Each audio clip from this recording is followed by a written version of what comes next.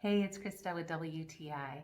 Is there anything more annoying than that buffering symbol that comes up when your internet speed just can't keep up with what you're browsing?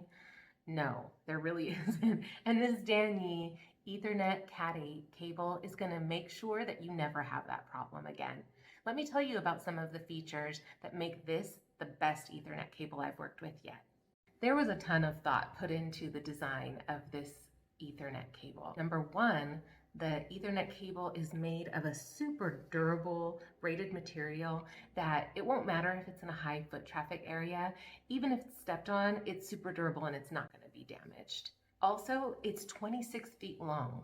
So if you need to string it downstairs, if you need to have it cover a whole span of a room to connect to your modem, then you're going to have no problem reaching it.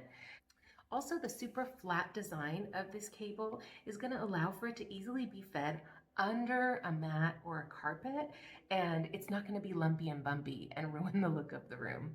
So no matter your scenario, if you just have many users on your network all at once and you need to bump up your speed, or if you were just in the middle of watching a movie and you want to avoid that annoying buffering, then you're going to really love this Ethernet cable, and that's my point of view.